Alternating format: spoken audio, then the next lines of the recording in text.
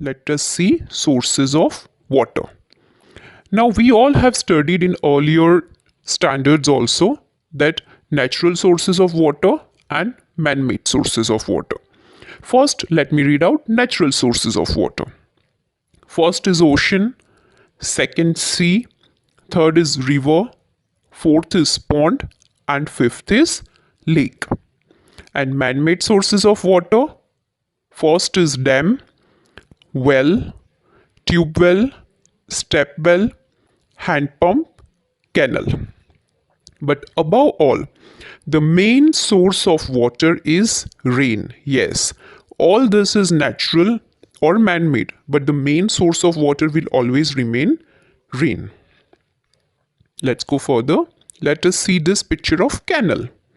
Yes, you might have seen this canal in small villages or road by coming, but if you can see, this is the canal. You can see two sides roads are there, and from between a canal is made where the water is going. It is an artificial waterway for boats or for irrigation of land. You might have seen these types of canals between two farms also. So these canals are made artificially, it is man-made. So artificial waterway for boats or for irrigation of land. Yes, that is for farming. This water is used for farming. Or in foreign countries, you might have seen in the movies also that boats go from this waterway, artificial waterway. So that is also canal. Then comes dam. Yes, dam is a barrier that blocks flow of water and can be used for producing electricity, for irrigation, for industrial and domestic purpose. Yes, these dams, if you can see so much water is coming, now these dams are built to block the water flow. So that suppose a village is there and suppose there is too much of rain. Every year the rain is coming more and more. And there is problem of water, like from where this water will come and from where this water we have to collect, because the area is small. So what happens? Such dams are built to protect the rainwater so that the rainwater gets collected, and also the water doesn't go into the villages and ruin the farming or houses of people. Okay, so this is known as dam. So it's a barrier. Barrier means what, children? Barrier means a hurdle. So it protects. Basically, it acts as a barrier to go that water to the villages. So dam is a barrier that blocks flow of water, and this water, children, can be used for producing electricity, for farming, that is irrigation, for industrial purpose also, and for domestic purpose also. The most important point for this dam is that the water collection is too much. That means higher cubics of water can be collected. And so this water for the whole year can be used for many different purposes. Instead of the rainwater just flowing, it can be collected through the help of this dam. So dams are also very much important. Now, there is one picture given in your textbook. This is known as Mushak. M-A-S-H-A-K. Now what is this Mushak? If you can see, the man is holding this Mushak, and if you can see here, this is the top, the nozzle. Like the nozzle, the cap of the bottle, such same way. Here it is the cap, the white one. What happens is when this Mushak, in olden days, people used to travel and they didn't have the water bags. So they used to travel with these leather bags, and it is known as Mushak. So the travelers used to carry Mushaks during long journeys with their caravans of animals and goods. And they used to carry water in this Mushak. Yes, I'll show you a small picture also, this one. Yes, if you can see, this is also a Mushak. M-A-S-H-A-K. Mushak. That is a leather bag. Now, managing water needs. How to manage the water needs.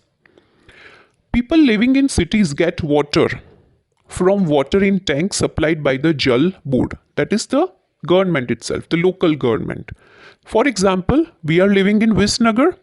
So the water supply is done through Visnagar city, Visnagar Jal Board. And water gets collected in the tanks. Tanks means, you know what is tanks, the black one or the white one. It is arranged through the pipes, fitted through the pipes, and then through the motor the water goes up and it gets collected into the tank, and then you can use that water for all the purposes. So water in tanks, then hand pumps, then digging up the bore well, and water from nearby water plant. Yes, water from nearby water plant. So this is water needs.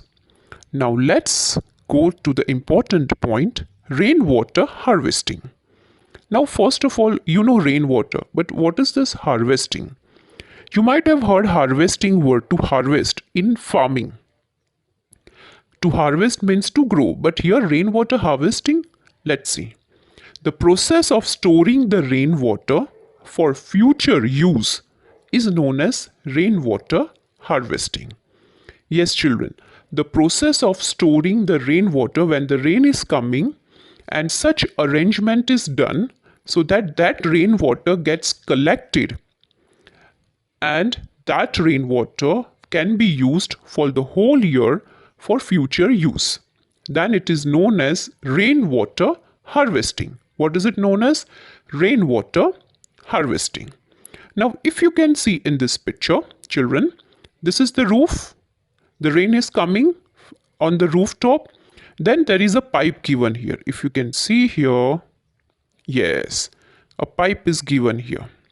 Now, what happens is, when this pipe is given, this water goes through this pipe, and then there are two filters given here down, one and then second. So these, then there is here water collection. You can see the blue color, that is water. So that is one type of underground tank only. So this rainwater from the roof goes into the pipe through the filters, it gets collected into the water tank. So this arrangement process is known as rainwater harvesting. What is it known as?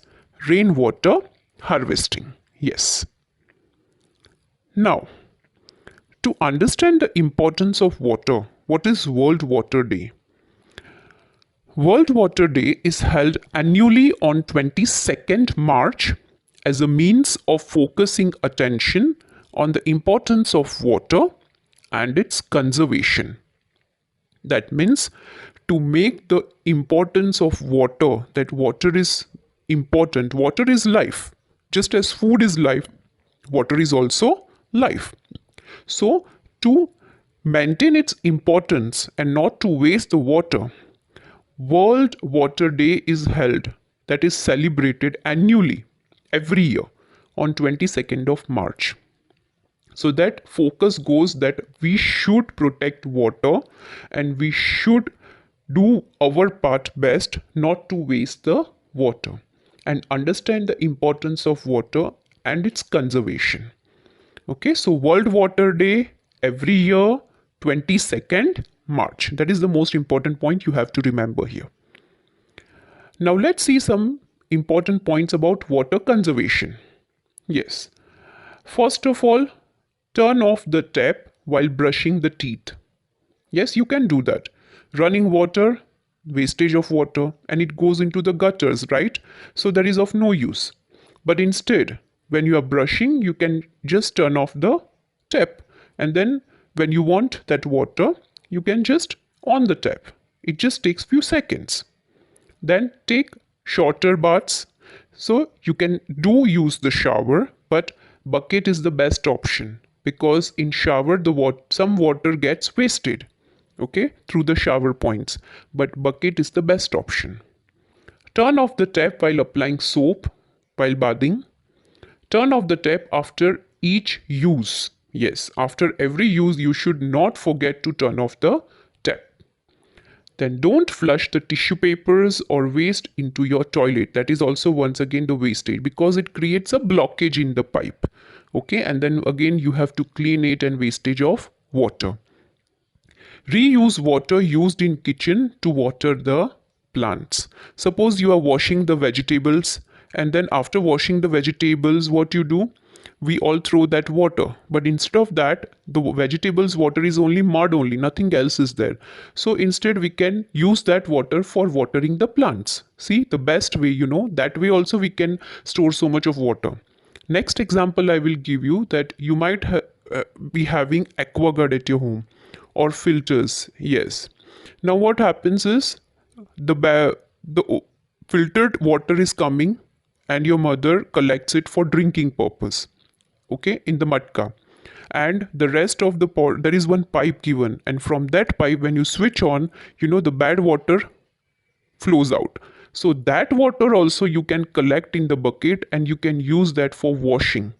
Yes, you can use that water. You can't use that water for consuming, that is for drinking or for cooking. But that water can be used for cleaning the floors. Yes, for washing the clothes. Yes, for washing the utensils. Yes, there are so many ways you can collect that wasted water also. Because ultimately it contains only impurities. Mud and everything is not there. So you can use it for washing or cleaning the floors also. So that aquaguard, the bad water also, you can collect it in the bucket instead of just letting it go into the gutters through the pipes. So that is also one point. We can conserve the water. Okay. Now let's understand the important part of this chapter, water cycle. Yes, water cycle. Now what is this water cycle? Now here this is the process of rain, children. How the rain is coming. You know that the rain is coming from the clouds. But how the clouds are gathering this water? Yes, let us see. Now can you see the blue color groundwater? Okay. Now what happens? The sun rays falls on this groundwater. Sunlight is there and the sun rays falls on this groundwater. Whether it is oceans, whether it is ponds, whether it is streams, whether it is rivers or lakes. All this water which is present on the ground. The sun rays are falling, and then what happens? When something becomes hot due to the sun rays, water vapor, it forms the water vapor. And then through this evaporation process, it goes into the clouds. Okay. Now what is this evaporation process? I'll explain you in detail, but I will give you here a simple example. Suppose you are taking one pot, okay, one steel pot I'm saying, or kadai, and then you are pouring the water into it, and then switch on the gas stove. Okay, that is you want to boil the water, and then cover it. Yes, I'm saying you have to cover that water. And then after 2 minutes, when the water starts boiling, okay, when you lift the cover up, you will see that droplets are formed on that cover. The water droplets are formed. Why? Because it was very hot. So that is known as evaporation. Okay, so due to the heat of the sun, and here when I'm talking about the water boiling process, due to the heat of the gas. Okay, so what happens? The water droplets are formed, and the hot water in the form of vapor goes up and up and up. And then finally this water gets collected into the clouds. Okay. Now what happens in the cloud? Another process takes place which is known as condensation. CONDENSATION. Condensation. What is it known as? Condensation. Shortly, you have to remember condensation means cooling down. Yes, cooling down, like refrigerator. So what happens? The clouds are cool because when you go up and up and up, suppose you are traveling through an aeroplane, you might have heard that it is very, very much cold, high up in the air. So the oxygen level is less and the temperature decreases. Decreases means it becomes cold. You feel cold. So high up in this clouds, it is cold. The temperature is very less there. So when this water into the form of vapor goes up, it becomes cold into the cloud. That is cools down. Now, best example I will give you about the refrigerator. Suppose you are boiling the water and then even boiled water you are putting into the refrigerator, means in the freezer. It is cold there. Yes, the temperature is also less because it is cold. And after 1 hour, when you will take out that pot from the refrigerator, that is from the freezer, ice will be formed. Why? Because it was cold. So the same way happens with this water in the clouds also. So that is the process called condensation, means cooling down of water. If you want to simply remember cooling down of water. That is called condensation. Okay. Then after the condensation, when the ice is there, like it becomes cool, so it takes the form of ice. Now how the rain goes down, you can see in the picture. The third process is precipitation. Precipitation. Precipitation.